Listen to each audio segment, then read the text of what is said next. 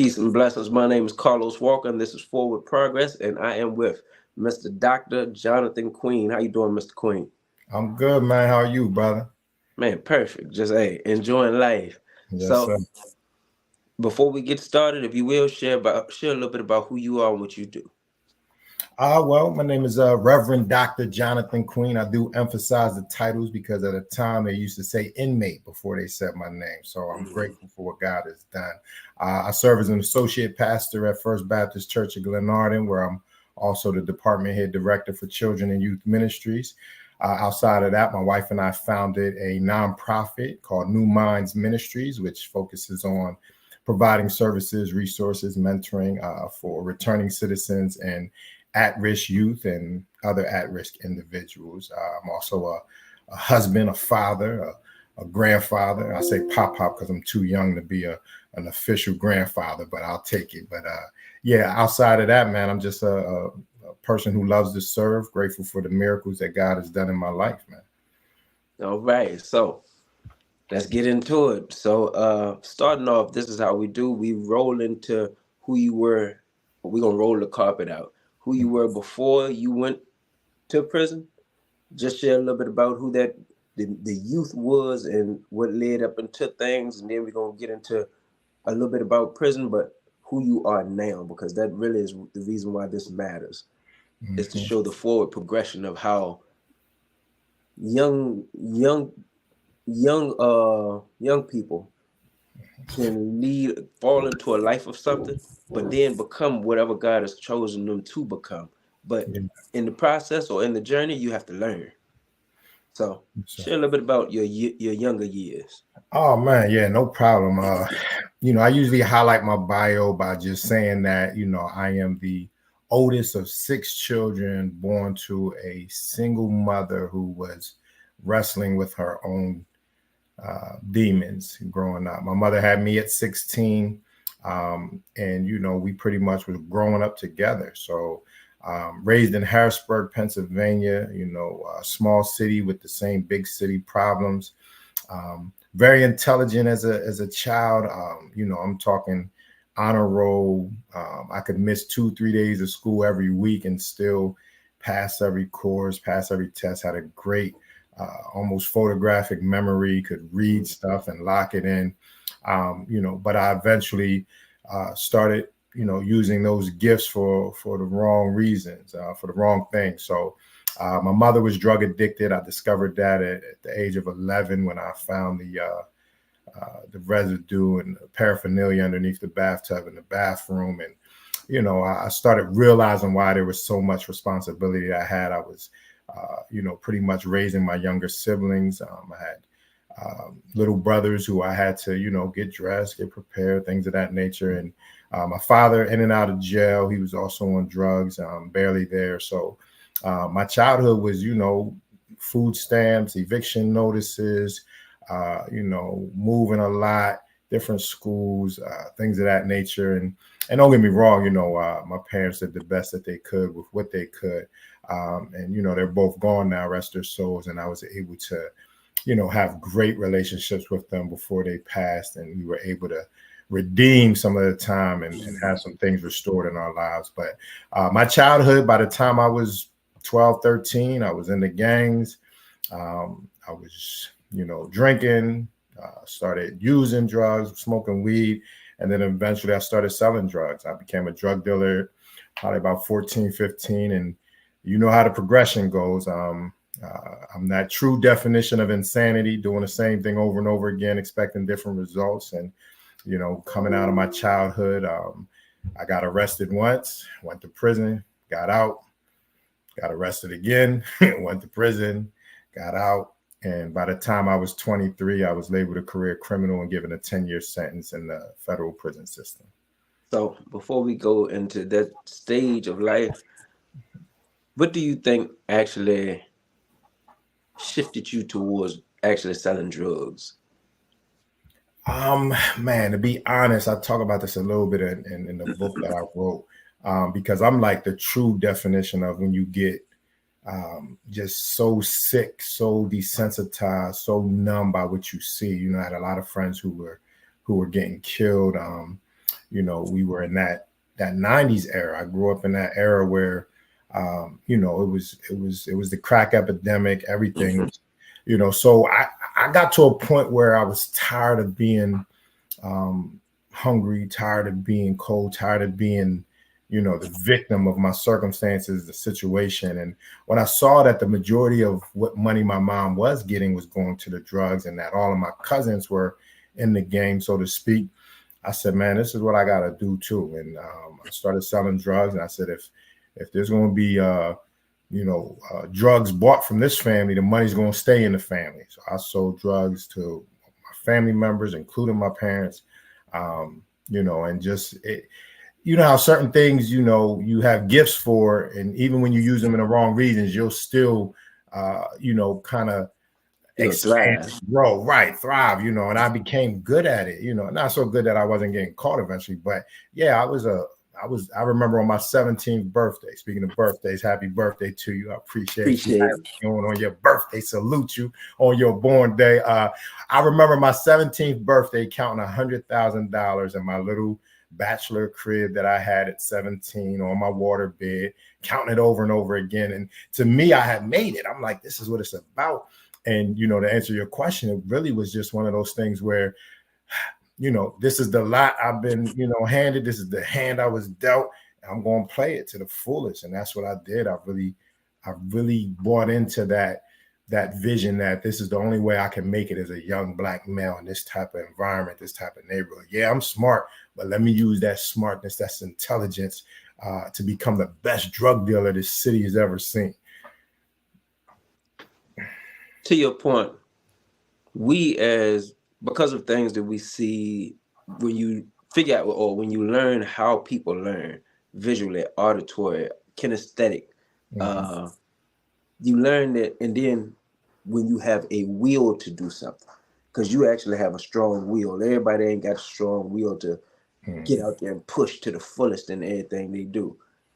It turned competition wise. It's things that there's in certain people that they move with a favorite, what's the word I'm looking for, a reverence of just knowing that they are great at what they do, Mm-hmm. negative or positive. They're going to be the best that they can be. And that even goes to who you are today. Mm-hmm. Bits and pieces of the particles that you were then, you still utilize today. Yeah, definitely. Like being, like you said, when you apply yourself, you go 100%. Mm-hmm. So to move this forward, you said you had been been locked up a few times. The last time, or the time that you got the 10 years, tell me about that. But tell me about when you was in court, when they handed the sentence down. What did it feel like? What was the emotional or the psychological parts of it? I Yeah. love dealing with psychology. Yeah, no, that's a great question. And I love the way that you framed it. I tell people, like I said, I've, and I pray it doesn't come off as boasting. I try to stay humble because I know everything that I am and all that I've accomplished is based on God's grace and what He has done. The fact that I survived, I could have been killed in plenty of the situations that my choices and my decisions put me in. But I talk about the fact that even though I'm super smart, when the judge gave me the sentence for my federal time, he said, I sentence you to, he basically, he said, my hands are tied. You're a young person. I see you got a lot of support in the community. I had standing room only in the courtroom. People that came, because again, I wasn't this, monster, this complete bad guy, as you alluded to, like there's certain things that we are gifted at. And when we walk in our purpose and in our passion, people are going to buy into it, even when you did wrong. So there were plenty of things I was still doing right while I was this drug dealer and this, gang leader and things of that nature. But anyway, I'm in the courtroom. Judge says, I sentence you to 120 months. And I'm like, hold on, what's that? I'm calculating. I'm like, carry the one. Well, it wasn't registering right away. I'm like, I should be able to do this in my head. 120 months. And then it dawned on me. I was like, that's 10 years, And my family started crying. It was like a funeral. It was like, I felt like I was dying. But that real men don't cry mentality, that attitude. I kept my head up, looked at him, was like, it's all right, y'all. Woo, woo. Man, when I tell you inside, my heart breaking, And they were trying to give me 30 to life. That's what I was looking at, based on, just the charges and everything that, again, that's a whole nother story. The fact that these charges were not right and laws would eventually be changed. I didn't get the benefit from them, but a lot of people did. But I had to go back to a cell with a guy who was going to court the next day, who literally was facing either a life sentence or a death sentence. So I can't even go into my cell and be in a bad mood because, and this was a guy who was notorious in our city. We was cool, close. I come in, he's like, how'd it go? I was like, man, gave me a little 10 years. He said, all right. I was like, you want to play some chess? He's like, nah. He said, listen, don't front for me. Get up on that bunk and cry, do whatever you need to do. I get it. It's all right. And that's exactly what I did. Not real loud, but I got up on that bunk, stared at the ceiling like, yeah, the next 10 years of my life gone because of the foolishness I was caught up in. So yeah, that's what, that's what that feeling was, and that initial, getting sentenced. Because my first two sentences, I did 6 months in the county. I did a year and a half upstate, and just to be honest, we come from that era where going to prison became a badge of honor. So you ain't telling nobody you did your time. You go to jail, you lift some weights, you get swole, you come home, they throw a party for you, you go shopping. And if if you're not smart, you're going to jump right back in. And I tried the last time. I went probably about 2 years without getting in the game, working a real job. I started my own business, had a little corner store, convenience store, doing all right. But as soon as my back was against the wall, as soon as I felt like I was, in a situation that I needed some money to get out of, I went back to what I felt like I knew best and went right back into them streets and into the game. And that's what led to that 10-year sentence. So, I tell people now, I share my story. I've been home over 18 years now. I don't got to talk about jail no more, and they like, why you still talk about it? I mean, you got a master's degree, you got a doctorate degree, pastoring, you doing all of this great stuff, written books, and, you ain't even got to talk about it no more. And I tell them, I was like, listen, would a blind man stop talking about what Jesus did for him? Would a leper stop talking about what Jesus did for him? Like, I got to do it. It's like my testimony is the fact that I want people to know that you don't got to go down the path I went down to learn what I learned. To experience the grace and the mercy of God is one of the best things that ever happened for me. So, that's why I share it like that. But yeah, man, that time I tell young, I go into the jail now and I'm working with the juveniles who are being tried as adults. And I'm looking at these 15 and 16-year-olds who they ain't got a clue what they face. And they're back to being little kids again, no guns in their hand, no friends to front for. And they looking at me like, like the kids that they really are. And I'm like, man, this doesn't have to be the end. I'm living proof that if you start applying yourself, I use my time wisely after I let it hit me. I said, okay, I got to be here. Let me figure out some things, learn Spanish, started teaching, learn some, different. I got so many certificates that, I could paint a wall with them, a wallpaper, a wall with my certificates from prison. Like I use the time wisely. And that's what I try to encourage them to do as well. So there's a few things that, one of the things that I'm gonna unpack from what you just said. That's a Bible verse. It says, "And they overcame by the blood of the Lamb and by the word of their testimony." Mm-hmm. What you choose to do is, unlike so many other of our brothers and sisters that come home from prison and got great stories that then transition their life to become something beautiful, you're choosing to use your story because where your pain was is also where your purpose is at. But what a lot of people don't know is that an apple tree, if an apple falls off the ground and it just sits there, what happens to it? Nothing eats it. It rots from inside out. So what happens when you take an apple from off of a tree and you hand it to somebody and they eat it, it nurtures their body. Mm-hmm. What the testimony do is the same thing. If you choose not to use it, it rots from inside out. Mm-hmm. But when you take and you share it with people, you going to those youth, you talking to people in prison, you sharing it just in the church setting, because everybody don't know your story, but you know your story. Mm-hmm. It takes and it nurtures somebody's spirit to know that if God did it for him, what can't God do for me? Exactly. And for them, they get to realize, look, no matter where I'm at in my life, if God took and brought this man who sold drugs, who took and went to prison, who now have a master's degree, a doctorate, who is a pastor of a major church in the DMV area. What can't God utilize me for? Because all of us Mhm. technically are one of us. We still here. Yeah. But can it be drawn out of you? Can you tap into what God has for you in order to change the world with your story? Yeah. Yeah. No, that's Because that verse said, it just ain't the blood of the lamb; it's hmm by the word of their testimony yeah. that that help them overcome. This is a people who needs these testimonies in Mm. order for us to transition to wherever God has taken us as a people. Yeah. Yeah. So Yeah. No, let me yeah. give you, that was good that you just gave me another verse as well, because it also reminds me, and this is the verse that we based our nonprofit off of, but in Romans 12, verse 2, it says, be not conformed to this world, but be transformed by the renewing of your mind. And for me, that's what it had to be. I had to have a whole re-education of what I thought was real and what I thought was life and what I thought was the code and what I thought was purpose and what I thought was prosperity and success and all of that. I had to be re-educated. I had to have my mind renewed. And one of the things, even just leaning to what you said in regards to why we share, because you do the same thing. I see you out there, on the streets, doing the street discipleship, talking to people about what God has done for you and everything. And that's a blessing. But what I've really learned is that transparency brings transformation. And that's where you get the transforming from, because if I'm transparent and I'm sharing with you something that most people wouldn't share, now you feel safe enough to do the same.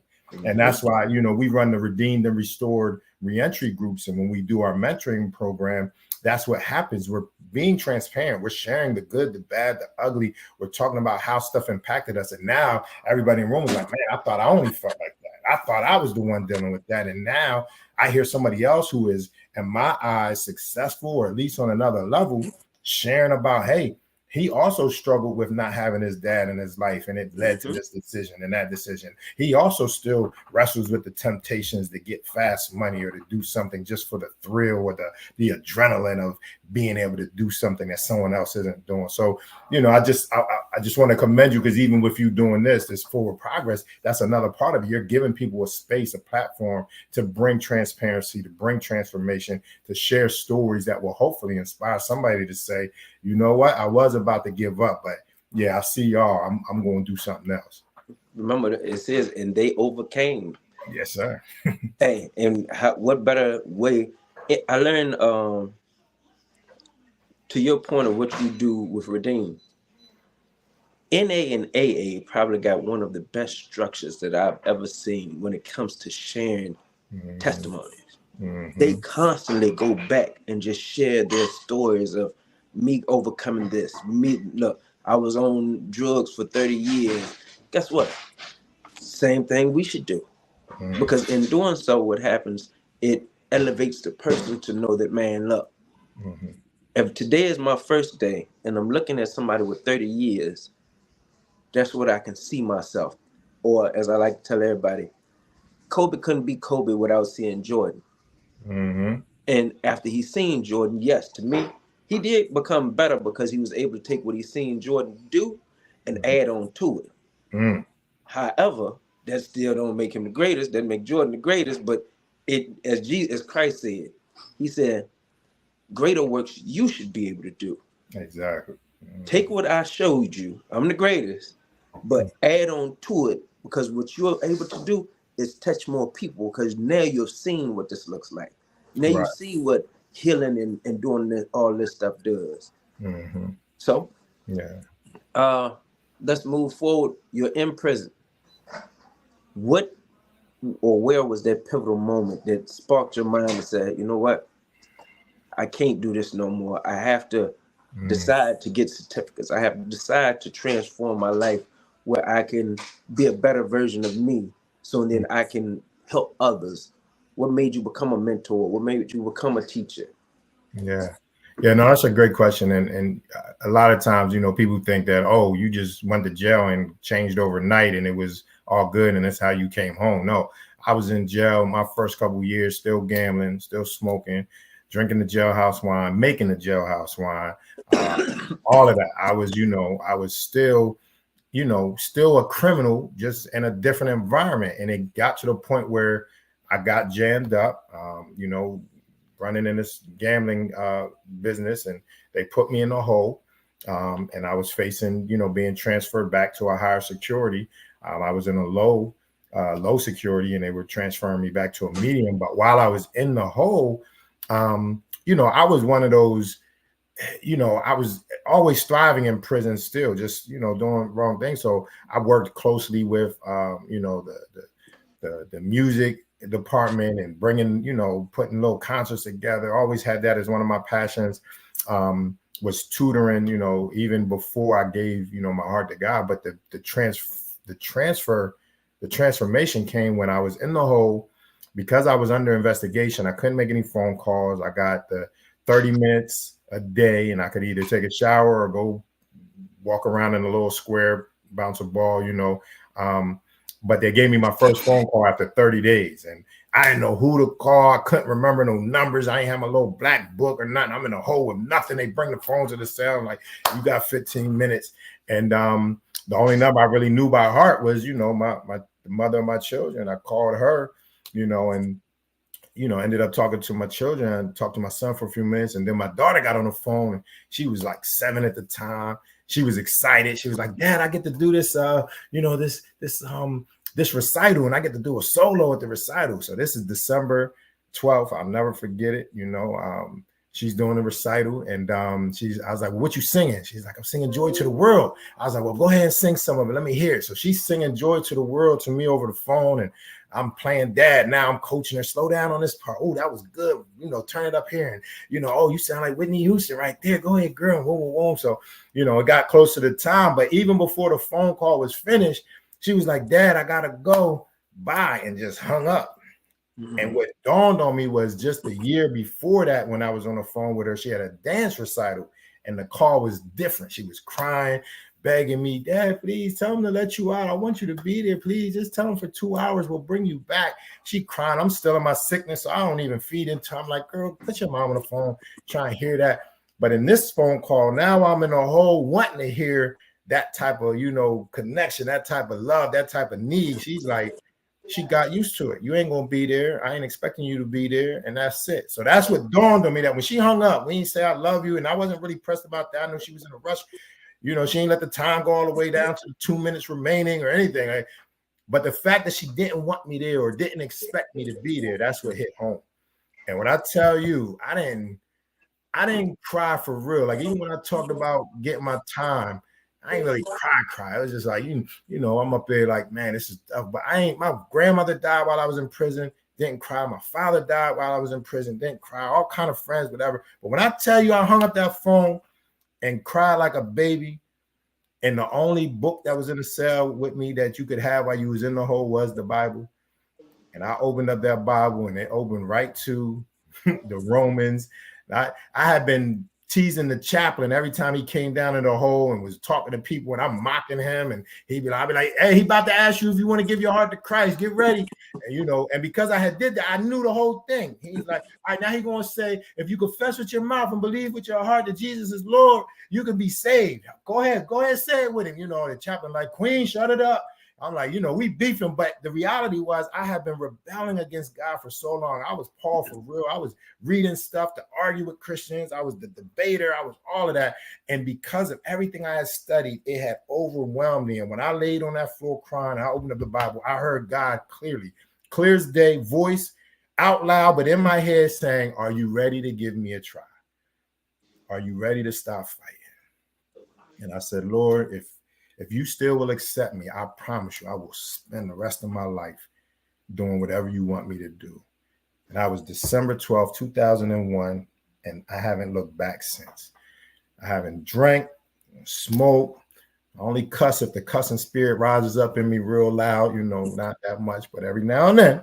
But other than that, yeah, man, I became who God really intended for me to be. And now here's the the crazy part, people are like, oh, that's awesome. I know God worked it out. You got out. No, I still spent 4 more years in prison, but I was already free. I was inside, but I was free. So I was able to start doing the things. I was ministering while I was in the jail. I worked with the chaplain. I started writing plays and putting on plays that led people to Christ. Yeah, he got me ready and used that time, even while I was captive, to start freeing the captives. And that's what I give God all the credit for. When you talk about when was that time, I can clearly say, as you can see, there's a whole testimony behind when I said yes and when things changed. That was 2001, remember? In February of 2002, the woman who would become my wife came to visit me in the prison. And on February 17th of 2002, we said, hey, we're going to give this a try again. We were, together when we were teenagers, had a great relationship. But in that day, I was like, she ain't ready to do no time with nobody. She said yes. And that woman, we have now been married for 18 years. You know what I mean? And we have raised 6 amazing children. We now have 9 grandchildren. And we do life together as partners. And I never thought I would even deserve a woman like that. But when I gave my heart to Christ, he started giving me what my heart needed. And that was a part of it. Reunited me with my children. We got reconnected, started building again, started writing my books that would end up being published. And yeah, so that's it for me, man. When I gave God my heart and that cold, what the hole looked like, that hole in the middle of the prison, that's when God did it for me. So this transition, or as you said, don't be conformed to this world, be ye transformed by the renewing of your mind. God knew how to prick your heart. And what you did was called out like most of us do. I've heard Steve Harvey say he gave a promise to God. The Bible basically tell you, don't promise it if you're not basically willing to go forth with this, because it's better to, what did it say? I'm about to mess this verse up, so I ain't gonna get to. But it's better not to promise. Don't make no vows. Yeah, it's better not to do it than to vow and not keep it. And like so many of us, I did it myself. It's the only reason why I'm sitting in positions that God has allowed me. I made a promise. The reason why I stand out there on that corner in DC every day telling my testimony, I told God, hey, if you give me something that'll help me make money or I never sell drugs again, I tell the world about you.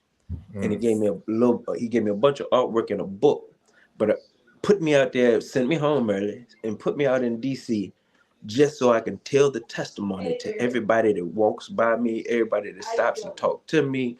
And he set it up where I would make sure that I commit to what I told him. To your point, same thing for you. Yes, sir. When you gave that promise, your promise was, hey, if you do, I'll go where you send me. Look, I will commit to the act. And what God does, his promises are yea and amen. The Bible says, look, and I have not seen God not work the way he does. So we're gonna move forward. You say you taught, you was a mentor. What else did you do in prison to minister and disciple the people? Because I want to show how you have still taken these same disciplines to use it today. Yeah, I mean, so just one of the things I did is I started working on myself. I knew that I needed some changes for me. I was a participant in the RDAP program that the feds offer, which stands for Residential Drug and Alcohol Program.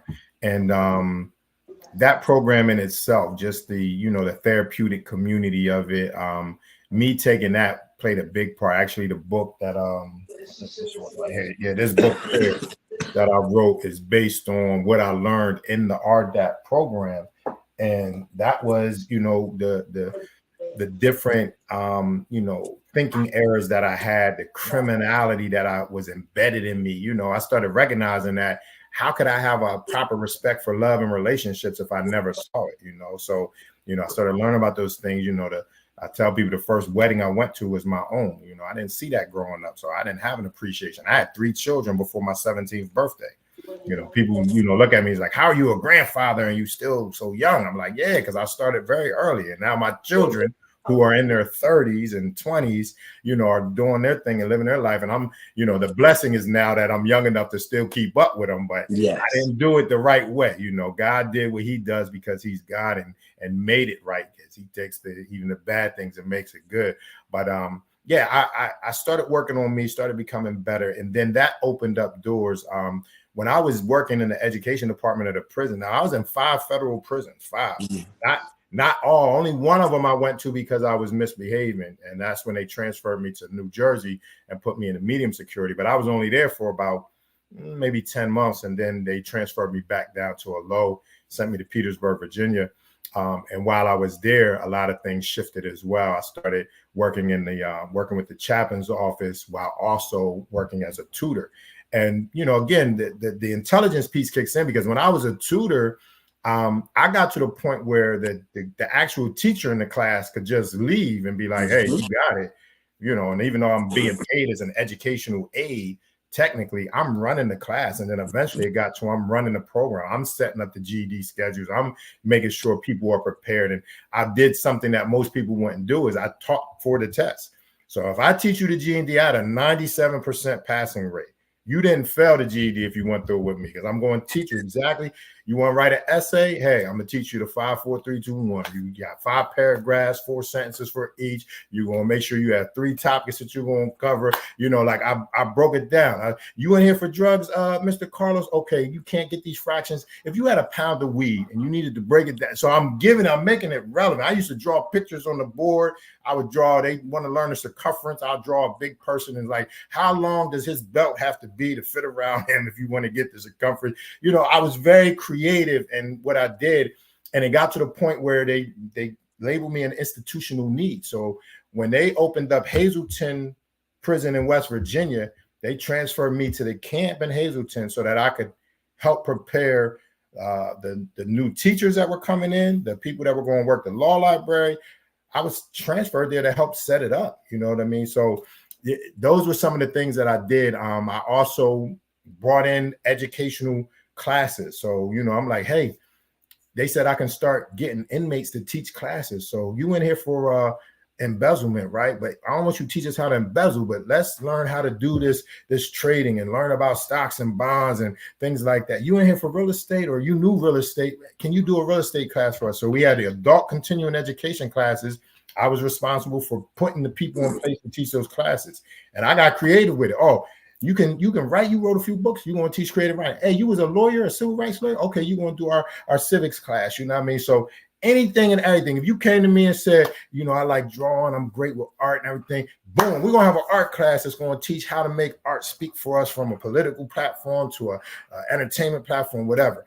And that became a signature for me. So, there's certain people in prison that have a covering over them. Of course, we're all covered by God, but you don't mess with a man's barber. You don't mess with the person who's bringing the sandwiches from the kitchen.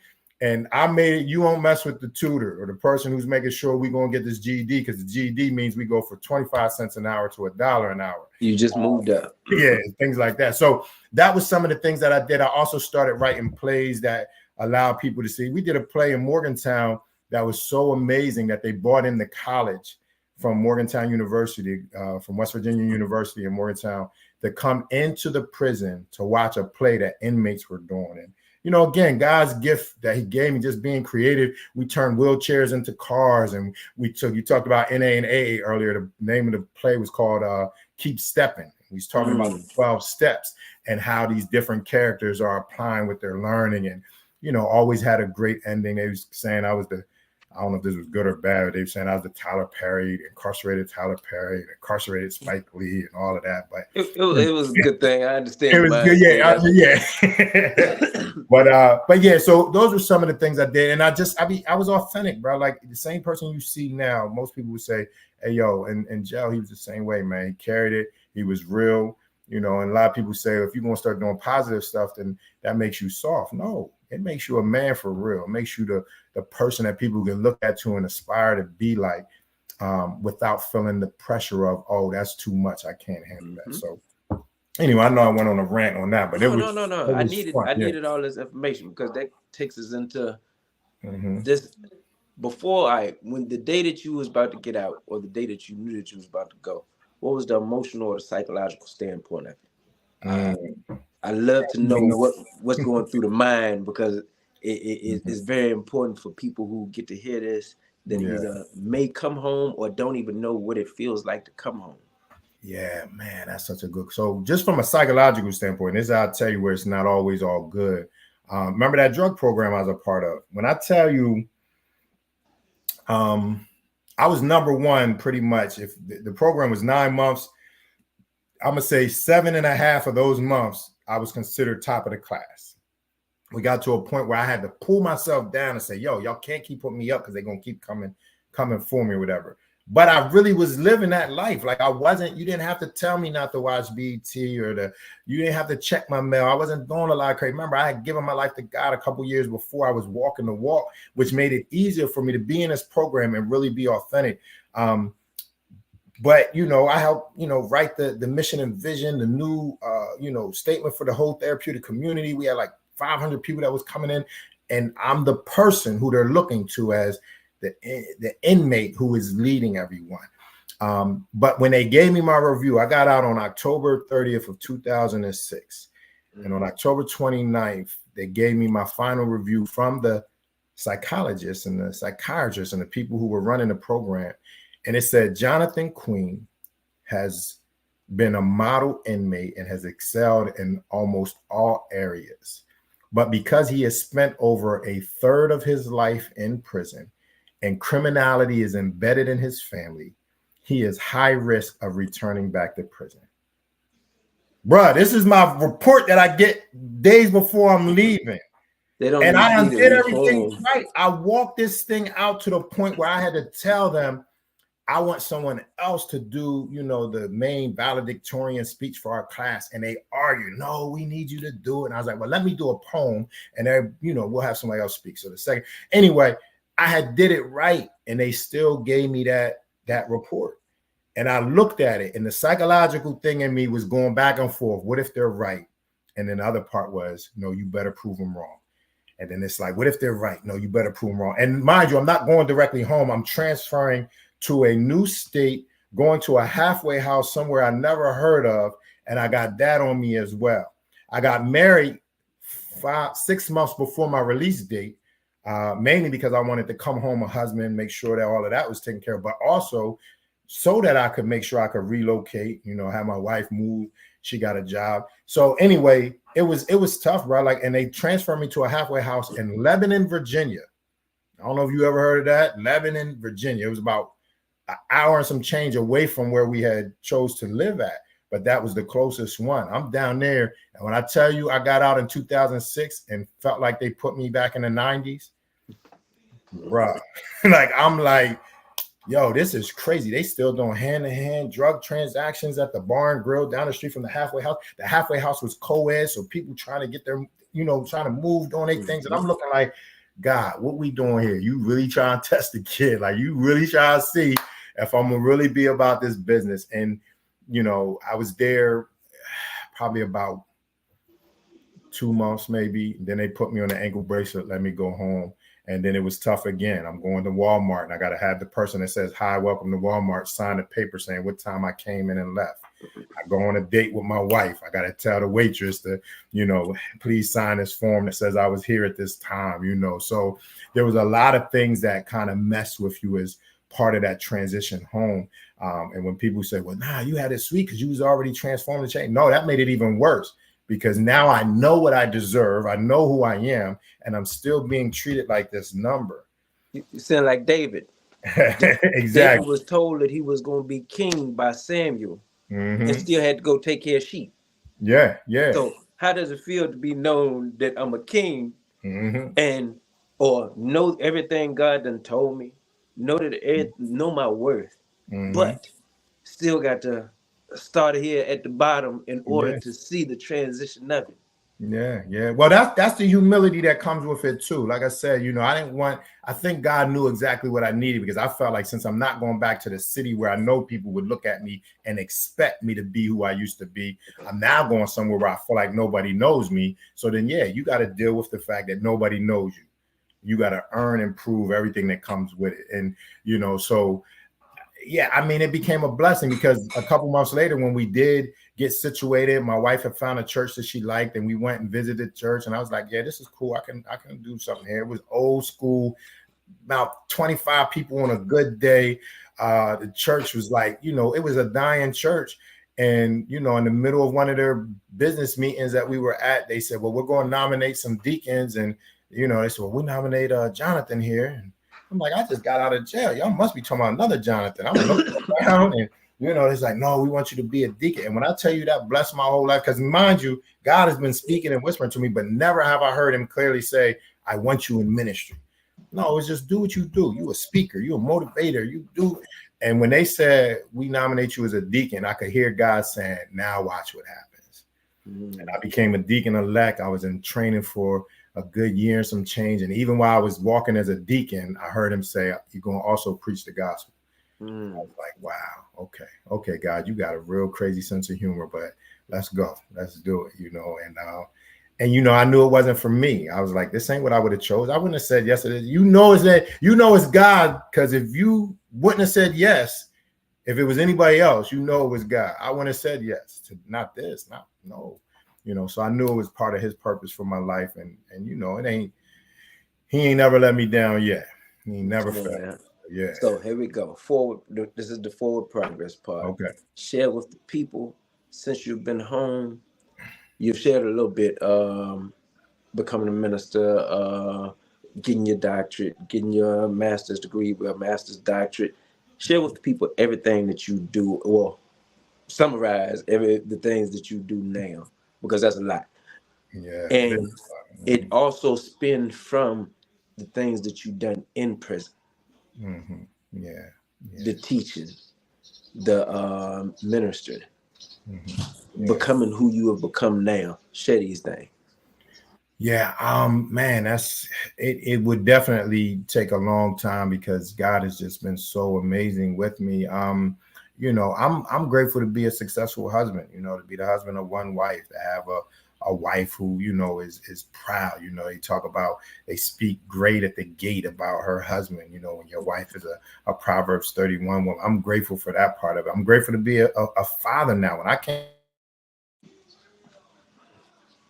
oldest daughters, she wouldn't even call me dad. She called me by my street name, which is Ace. So I'm calling, talk to her, and she's like, yeah, Ace is on the phone here. Talk to your other daughter. That's how angry she was about me being gone. Now we got a standing phone call every few days where she's daddy this, daddy that, and even as an adult now, we were able to heal and mend that.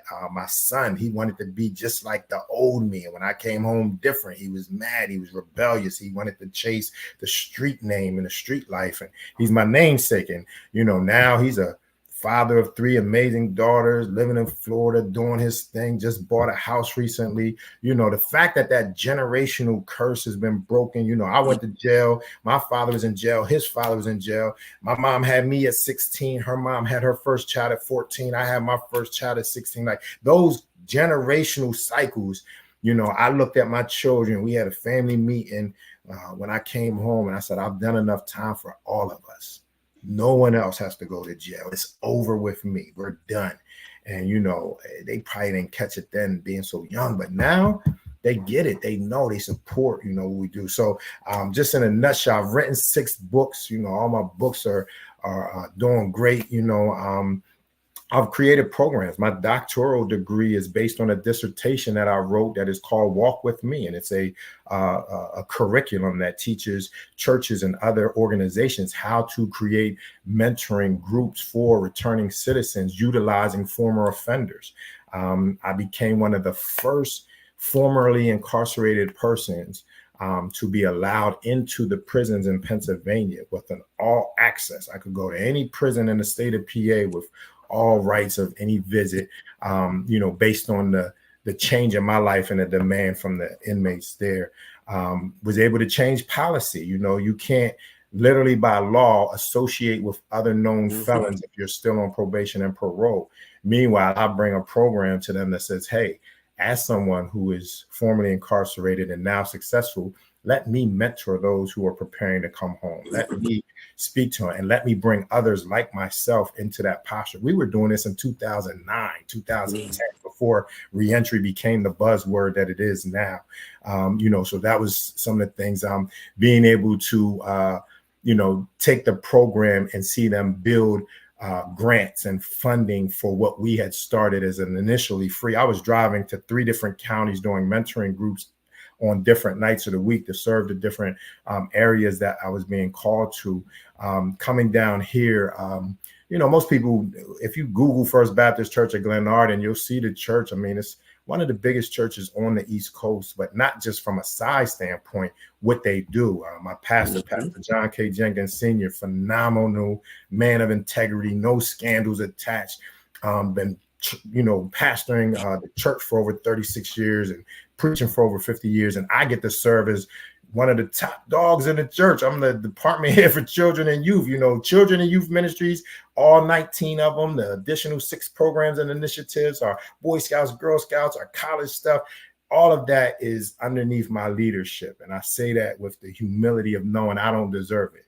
God did what he did. They didn't have to hire me. I come with 3 felonies, a 10.5-year prison record, all of that. And yet I'm blessed to be in that position. And now I can go into rooms where there's police officers who show me more respect than, most formerly incarcerated would receive. There's, politicians who call me and ask for advice and insight and things of that nature. So, again, not to brag or boast, but just to encourage someone who is in the position that we may have been in years ago, where we were still trying to figure it out.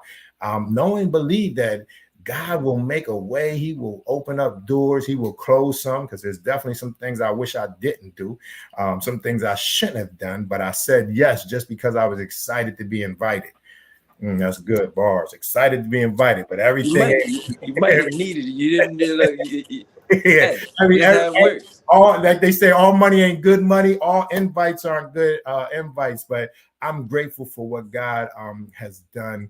I'm just a servant, man. I'm a person who believes that if you really want to lead, you got to serve. And by being a servant leader, you will always lead by example. And so, yeah, some of the things that just working on now, I'm just preparing to release the book that's going to be based on what my dissertation was built around, and putting that in the hands and the offices of organizations across the country. And that's the other thing. I didn't get on a plane until I got out of prison. I was in my 30s when I was able to fly. I've now been to the Holy Land, South America, South Africa, Europe. I mean, I've done missions trips and things like that all over the different parts of the world. For God to do that with somebody who, didn't really leave the state when I was younger, before I went to prison, like, yeah, he's an amazing, mind-blowing, miracle working.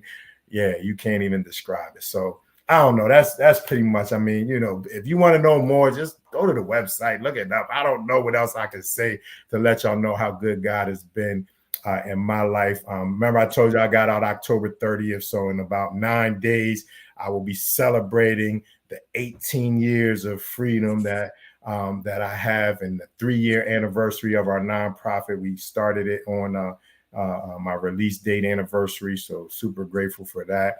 I'm working on some projects that, hopefully if we get this funding that we need, is going to transform the county, and some of the stuff that I want to do for returning citizens and at-risk youth. So, that's all I got. That's the forward progress I got. That's my report. Dr. Carlos, I don't know what else you want me to add. I'm here though. So, one, I do want to tell you I'm proud of you. I appreciate it. And as you have said and stated a few times, you ain't bragging on you, but who you are bragging on is God. Mm-hmm. There's a verse that comes to mind that says, "Let your light so shine among men, that they may see your good works and glorify God, which is in heaven." And what I realized is, we see lights in the house, but if a little kid or a person, they may not know that there's a box that's downstairs, or a generator that's outside, that's kicking the light all the way through. It ain't the light that has the light. It's the thing that's pushing it that Mhm. has the power to push the light. Yeah, the connection. And you got to know who you connected to and what you're doing with your testimony, with your story, but with saying that you're not bragging on you, you're letting them know that it's my God that gives me the power to do the things that I do, and Mhm. that has put me in the places that I have been called to be, that I may be of service to each and every one that God has allowed me to be of service to. Amen. So Amen. I do want to thank you. I know you probably see my sister in the background. She Yeah, clean. I'm, Look, you know what's up. She handling business, making sure everything right. I ain't mad there at you her. go. Look, Mhm. I do want to thank you for joining me, for sharing your story. Mhm. To I me, appreciate you for having me, man. Definitely. This is great work you're doing. Thank you. you're the butterfly, Mhm. or as my book said, the autobiography of the butterfly, how the caterpillar made it through. You're the butterfly, and you're sharing the caterpillar story. Mm. Because everybody only see butterflies. We don't know the story of the caterpillar until the butterfly released the story, so then it can transition people. Yes, Look, sir. keep doing what you're doing. You already know we'll be in touch. I love Mhm. you. I thank you once again. Yes, sir. If you can give a word of wisdom before we leave. Um, yeah, just continue to be everything that God has called you to be and recognize that it's not always about you. Very rarely will it be about you. There's purpose and then there's promise. And a lot of people get confused because they stop at purpose. But when you know your purpose, you get to provide the promise. And Carlos shared earlier about that apple that falls to the ground. If we take that same apple, and I tell you, how many seeds are in that apple. If I ask you how many seeds are in the apple, you could guess and maybe even be right. 7, 8, maybe 4. You could also cut the apple open and see and be like, oh, there's 8 seeds. I was right. But guess what? What if I said how Into many the tree. apples are in that seed? Woo! I'm Now, gonna if I tell you. plant that seed and it grows a tree, the promises is that that seed will produce not only an apple, but a tree or an orchard of apples that can feed generations to come. And that's my encouragement to you. Be more than just your purpose. Answer the promise. Provide something that's going to feed generations to come. In Jesus' name. Amen. Amen. There was a just to pick it back off that deal, I'm gonna let you go. There was a Mhm. guy one day he held up his hands. He said, "If I got 2 apples right here, how many apples do you see?" And I looked, and all I could see was seeds. And Mhm. I told him, "So many you can't count because of the seeds." Mhm. And I did that same thing to other people, and all they say is 2. But you know It's that greater. just like us, there's generations that come behind us, Mhm. and we get to feed with whatever God has gifted you. There was another verse that came. You say you got 6 books, the programs. Your gifts will make room for you and put you before Mhm. great men. These Mhm. are the things that God has chose you and called you to do. But if you had never done them, imagine the people that couldn't have received the promise that God had given because you wasn't there. It's Mhm. important that you was even in prison. Look, if we read the Bible, it tells you about a plethora of people who have found themselves. Matter of Mhm. fact, one of my favorite stories, Joseph. Mhm. Had Joseph not been in prison, he couldn't have saved many. Yeah. Yeah. Look, he was there to save many. You were there to save people while they were there, but also to come out here and do the stuff you're called to do now. So Mhm. thank you for learning the purpose, but then willing to fulfill the promise. Look, I love you. My Love you name is too, bro. Carlos Walker. Yes, sir. This is Dr. Reverend Dr. Jonathan Queen, and this is Forward Progress. Peace and blessings, y'all.